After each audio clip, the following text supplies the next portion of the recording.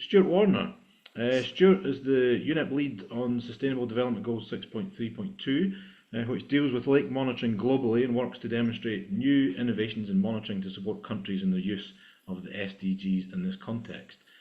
Stuart is an active member of the United Nations Environment Programme Coordinated World Water Quality Alliance, and he's pioneering work on citizen science and ecosystem restoration within that context. So, Stuart, thank you for joining us, and over to you.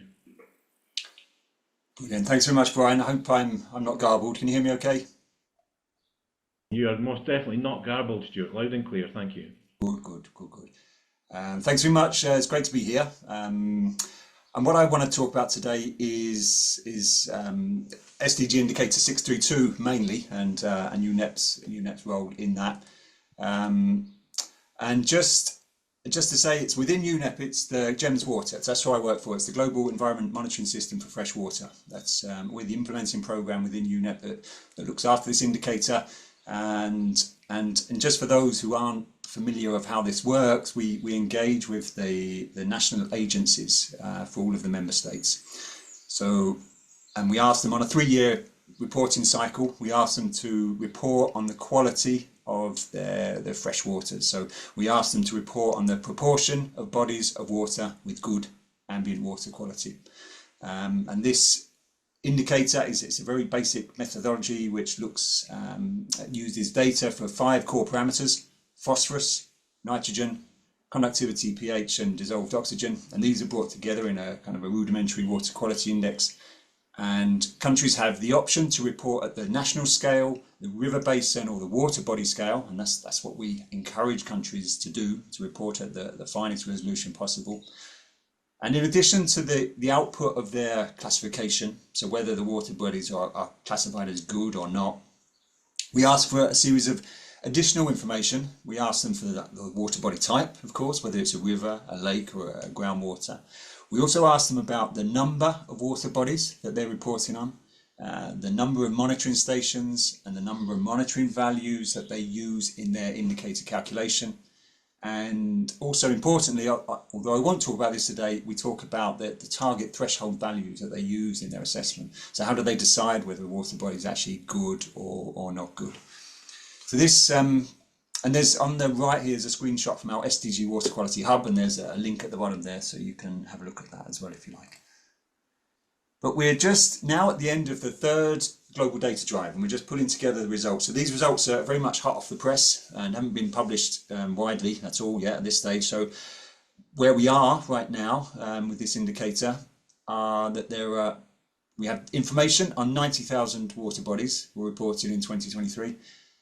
14,000 of those were lakes, and when we look at the number of countries, there are 120 countries reported in total, and of those there were 71 countries included information on lakes. So out of the 120, there were 71 countries that reported on lake, and you can see there's been an increase over the last number of years, and since the data drive began in 2017.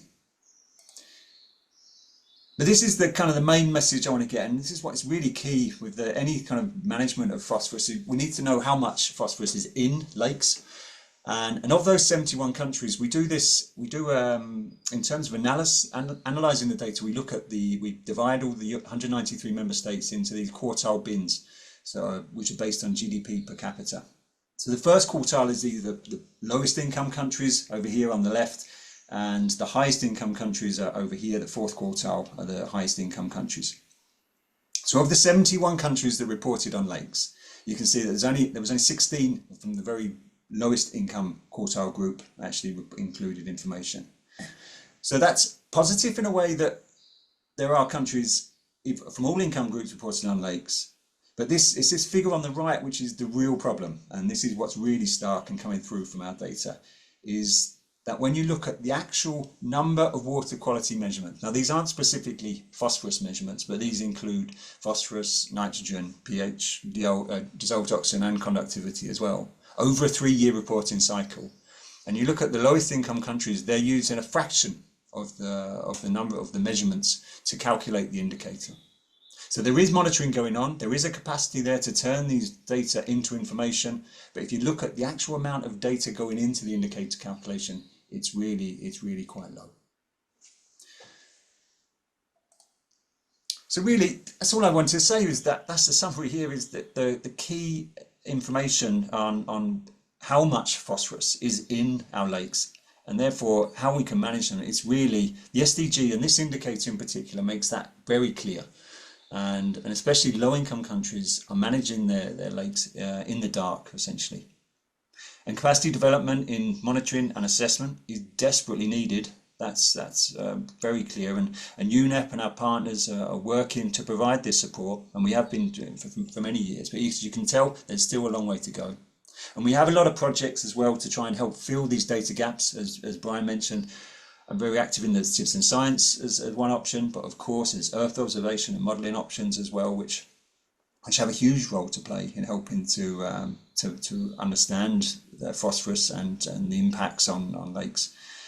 But what's a real worry, I think, is when you overlay the countries that have this weak capacity to monitor their lakes, and if you overlap those with those that are predicted to be most at risk from climate change impacts, and also those which are predicted to go through the greatest economic development over the next 20 or 30 years, and along with that comes intensification of agriculture and sometimes increased wastewater production without the necessary treatment, you can see that many of these are the same countries. And I think that's a problem that really needs to be addressed, and why the uPcycle project is so important. But just to finish, is just to say that the SDGs do provide, this indicator particularly, provides a useful framework that helps to catalyse action around phosphorus and environmental monitoring in general, and to measure the efficacy of these actions. And that's it. Thanks very much.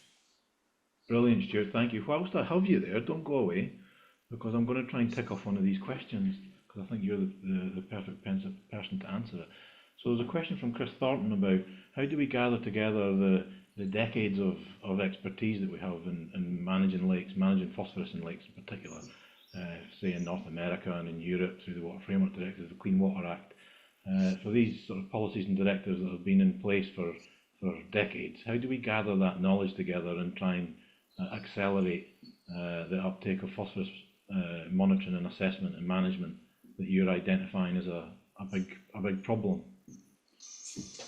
What's your views on that? It is a big question, but it's a very relevant question.